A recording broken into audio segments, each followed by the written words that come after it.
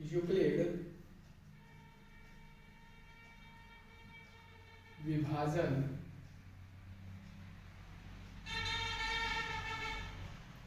Algorithm. यहां पर होता है a is equal to B Q plus R, जहां 0 r के बराबर होगा और r जो होगा वो 0 से बड़ा होगा, और r से जो बड़ा होगा वो r से बड़ा होगा हमारा b। ठीक है। अब यहाँ पर इसको समझने के लिए हम बचपन से भागा पढ़ते आते हैं, जिसमें हमें भागा ऐसे सिखाया जाता है। तो यहां पर हम लिख लेंगे a, यहां पर हम लिखेंगे b, यहां पर लिखेंगे q, और नीचे जो हमारा आता है ये क्या होता है, r होता है। यानी जो हमारा भाज्य होता है उस भाज्य को हम क्या बोल सकते हैं, a। जो भाजक होता है इस भाजक को b बोल सकते हैं, और जो भागफल होता है इस भागफल को हम क्या बोल सकते हैं, q बोल सकते हैं। और जो हमारा r होगा ये r का होता है, r को हम रिमाइंडर बोलते हैं, इसको हम क्या बोलते हैं, शेषफल। एक्सरसाइज 1.1 के लिए एक परिमेय होता है जिसमें क्वेश्चन भी हमसे करता है कि यूक्लिड विभाजन एल्गोरिथम से आप HCF ज्ञात कीजिए, यानी मस ज्ञात कीजिए। यहाँ पर देखिए यूक्लिड विभाजन एल्गोरिथम a बराबर बी क्यू प्लस आर, जहां 0 जो होगा वो 0 किसके बराबर होगा, शेषफल के बराबर भी हो सकता है, या फिर जो शेषफल होगा वो 0 से बड़ा भी हो सकता है। फिर और जो हमारा b होगा वह b हमेशा क्या होगा, वो b हमेशा शेषफल से क्या होना चाहिए, बड़ा होना चाहिए। यदि b हमारा शेषफल से बड़ा होगा तभी क्या होगा, भाग नहीं लगेगा। अब हम स्टार्ट करेंगे क्वेश्चन एक्सरसाइज का, एक्सरसाइज 1.1 का। यहां तक किसी को कोई दिक्कत नहीं है, इसको मिटा देंगे।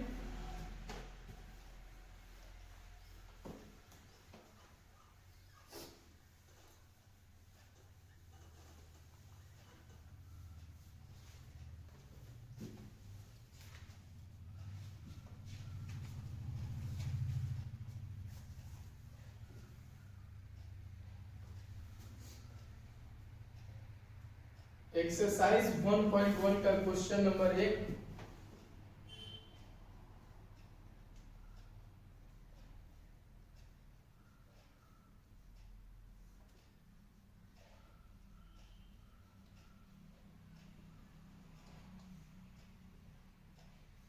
निम्नलिखित संख्याओं का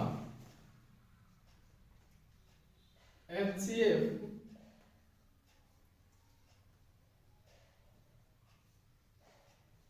ज्ञात करने के लिए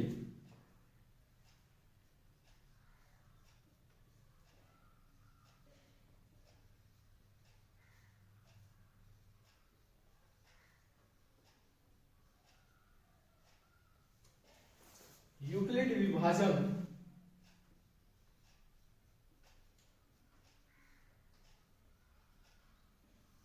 एल्गोरिथम का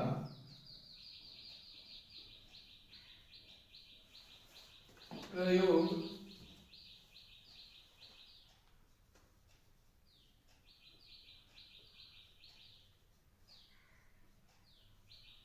कीजिए। पहला क्वेश्चन है हमारा 135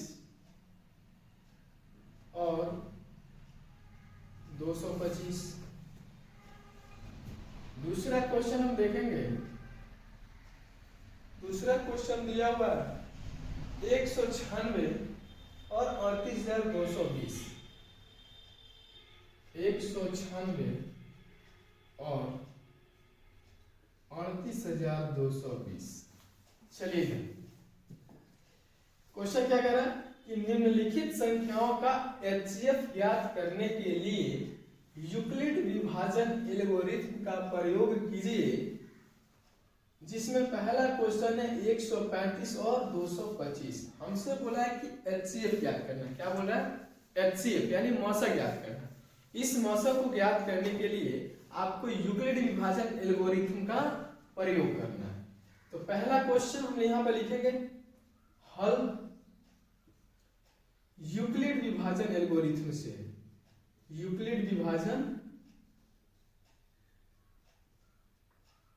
एल्गोरिथम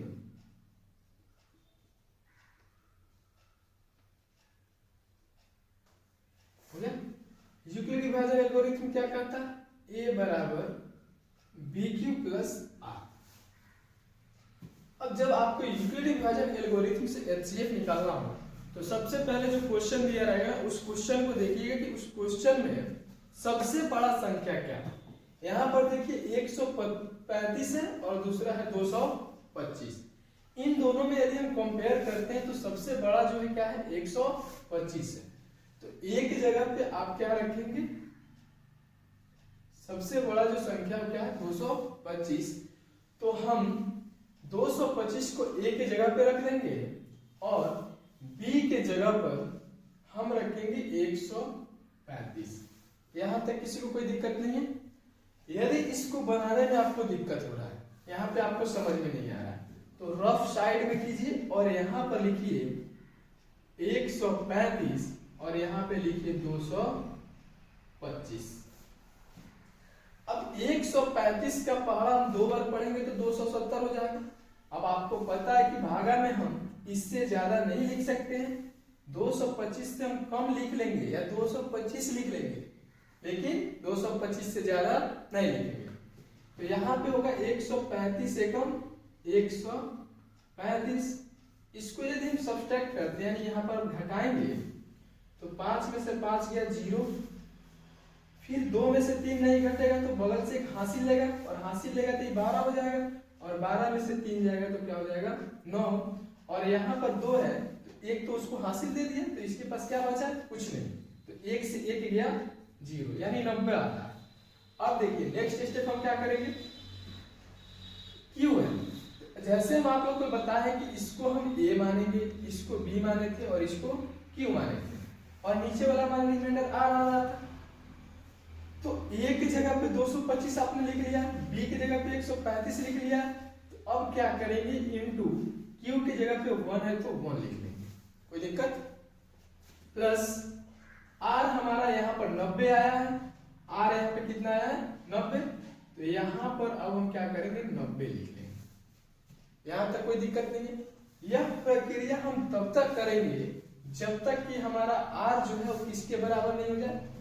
यह प्रक्रिया तब तक रिपीट करेंगे जब तक R 0 के बराबर ना हो जाए। अब इस संख्या में जो हमारा भाजक था यानी B, वो अब लिखा जाएगा कहां पर? A की जगह पर यानी 135।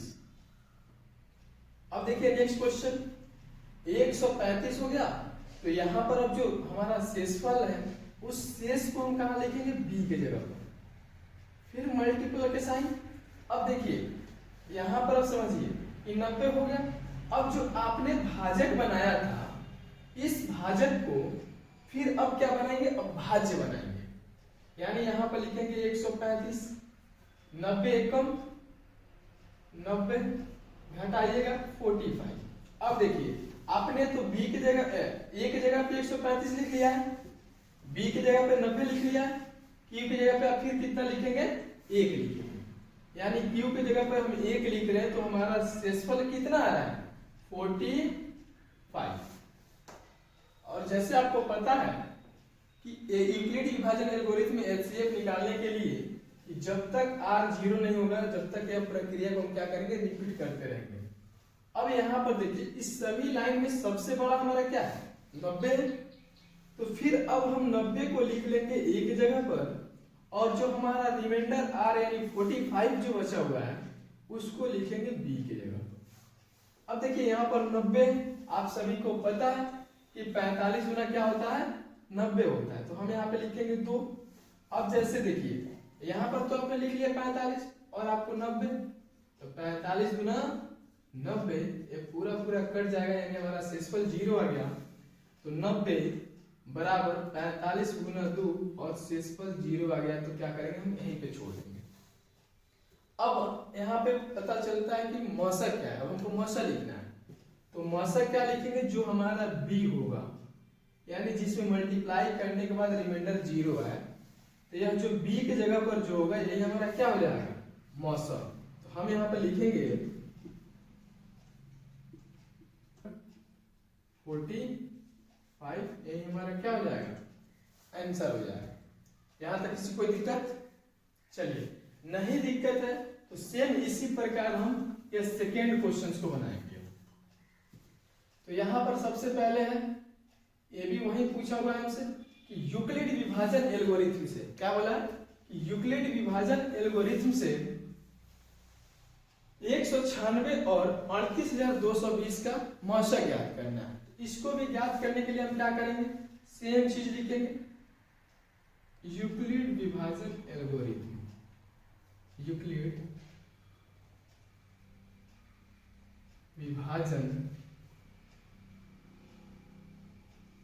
एल्गोरिथम।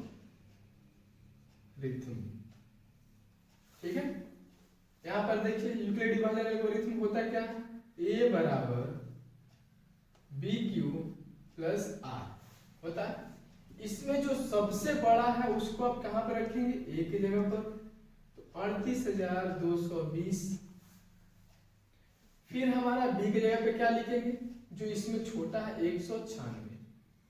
अब ये संख्या कुछ बड़ा है तो फिर आते हैं हम यहाँ पर लगाएंगे हम 38,220 हमारा भाज्य हो जाएगा, भाजक हो जाएगा 196।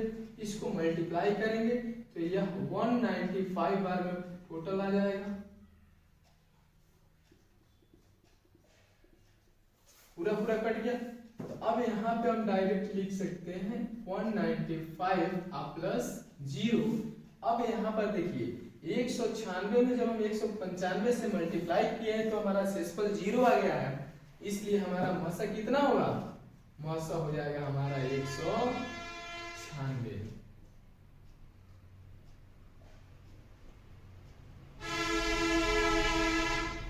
हमारा मौसा कितना हो जाएगा, मौसा हो जाएगा 196। समझ में आया?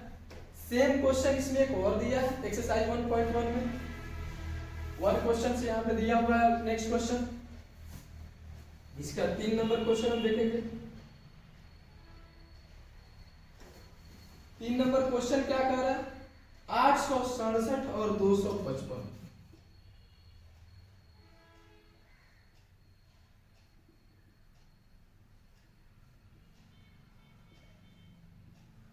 867 और 255। देखिए यहाँ पर जो सबसे बड़ा संख्या रहेगा, हम शुरू में ही बोले हैं कि जो सबसे बड़ा संख्या रहेगा उसको हम a मानेंगे और उससे जो छोटा रहेगा उसको हम क्या मानेंगे, b।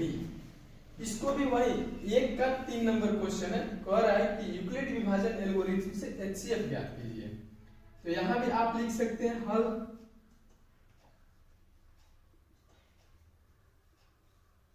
यूक्लिड विभाजन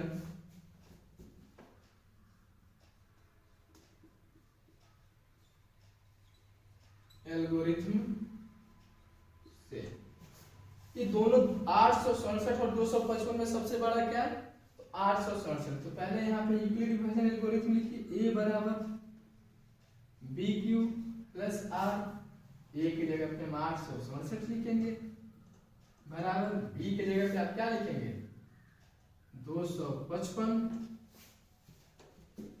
अब 255 में अब 867 से आपको फिर समझ में नहीं आएगा तो हम भागा वाला मेथड यूज कर सकते हैं। यहाँ पे आप यहाँ पे लिख सकते हैं 867 255 से डिवाइड कीजिएगा 3 बार में, 5 3 15, 5 3 15 1 16, 3 2 6 1 7। इसको यदि हम घटाते हैं तो 2 होता है, 0 और 1।